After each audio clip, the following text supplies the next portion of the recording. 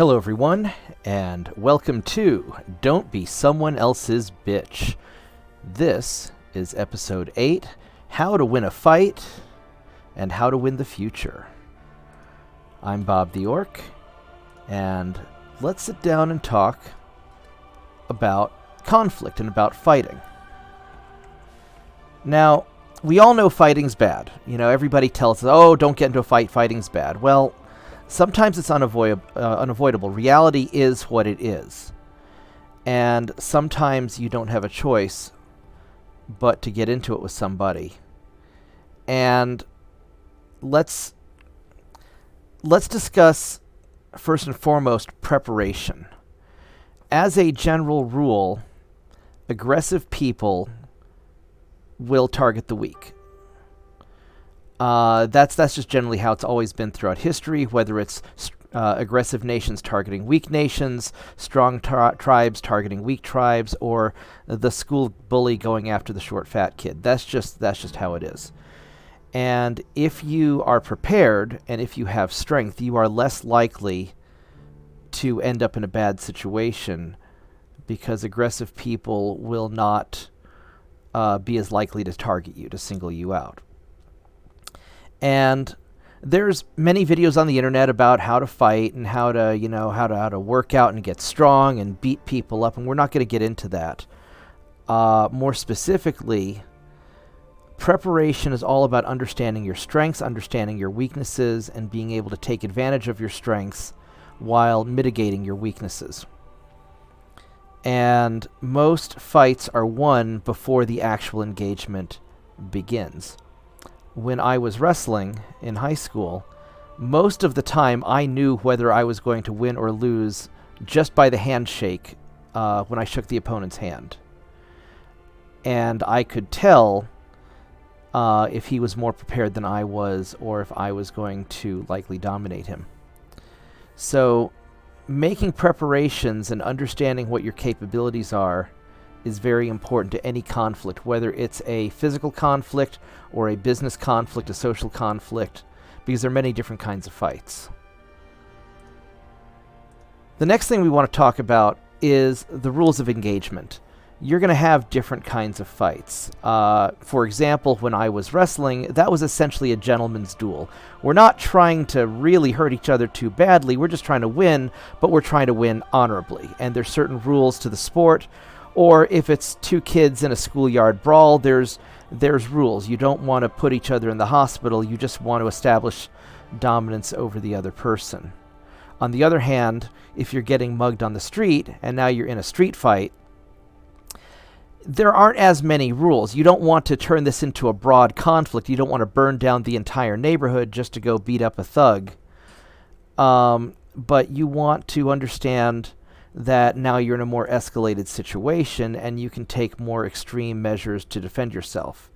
You know, on the other hand, if you find yourself in an actual life and death fight, then the rules go right out the window and you do what you have to do.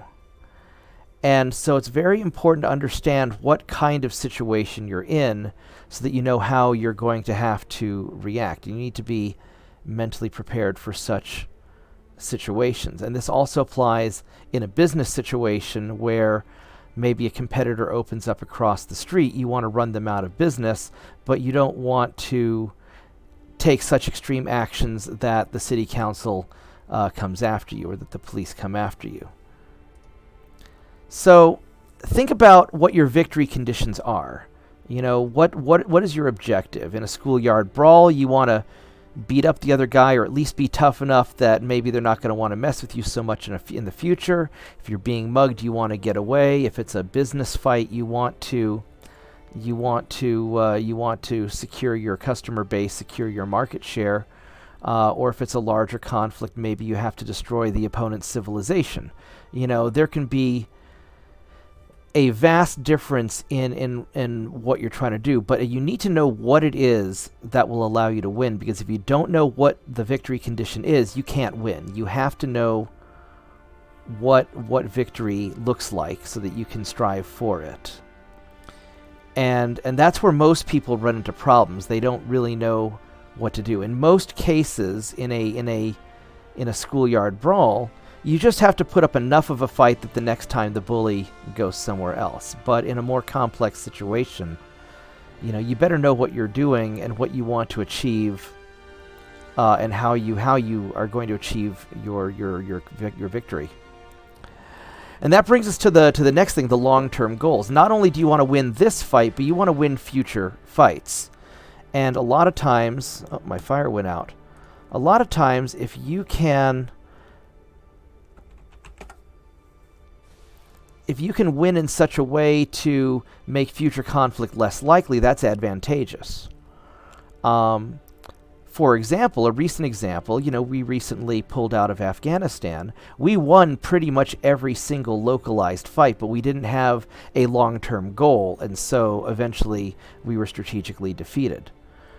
In business, you need to understand what your market is, and you have to fight for that market and what your product is. And as long as you're providing that long-term value, your competition will eventually fail. In a more gentlemanly situation, whether it's in a wrestling match, for example, you want to win, but you have to win with honor and grace. That way, you don't lose social prestige in the future. So you have to be mindful about what your long-term objective is. And there may be situations where you need to beat somebody so bad that they never want to mess with you again. And that gets to my final point of you need to set an example.